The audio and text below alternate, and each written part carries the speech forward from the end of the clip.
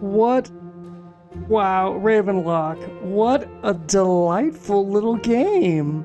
It's short, you know. I think I'm in like 6 hours into it, with about 20 or so minutes where I stopped to feed a cat outside, but and my other critters. But I enjoyed it. It started off really, really slow, and I'm glad I stuck with it. Fandom wiki, cool.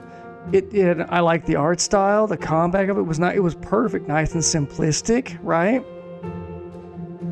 The audio was good, even though the music was hella loud, right? So let's talk about gameplay. Gameplay was very nice, simplistic. It was easy to master, right? It was a one button attack. Oh, the only thing I didn't do was I just flat out didn't use the block button like at all, except for in the tutorial, because I really didn't. Cocoa cucumber, nice. You had one button attack, then you had the 4 buttons that you earned throughout the game. Oh, that's it. Okay, it's where you get the specials. And man, when you level your character out, holy crap, you did some damage.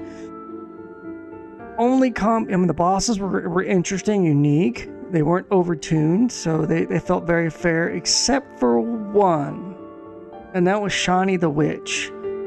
She had this laser poison attack that would, when it hits you, if it hits you, you're always gonna get hit. You're just gonna have to tank it. I mean, it was pretty crappy. I didn't like that, but that was the only part of her fight I didn't like.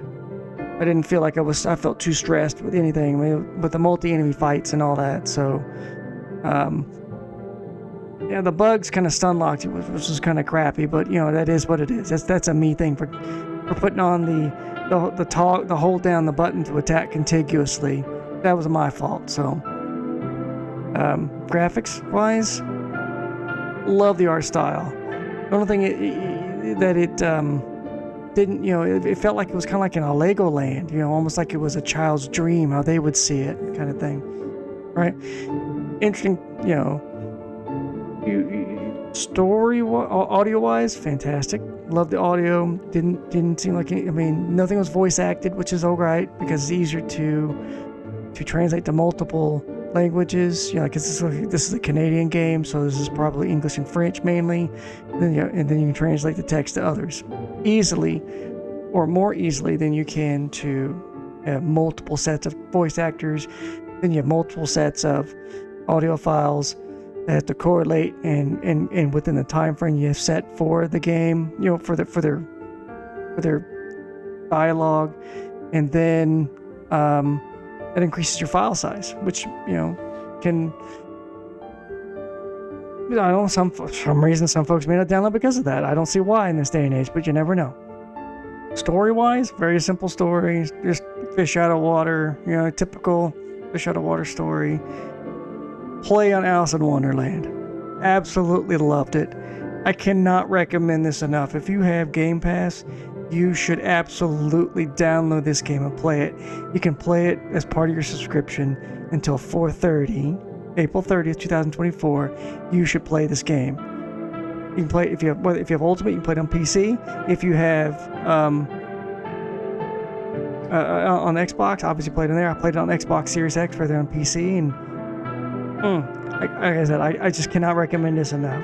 The only disappointing part of the story is you don't get to see the aftermath, right? It just shows you going home, but you don't see you actually getting home and interacting with mom and dad. Was it really just a dream like it was for Alice? Or was it real? That kind of thing. So that was a little disappointing. I wish you had that you showed her getting home, interacting with mom and dad, or even if it's like out in the bar and coming back and like, Mom, Dad, I love you, hug, and we kumbaya, drink tea and have dinner and we go to bed. That's it. In-game roll credits.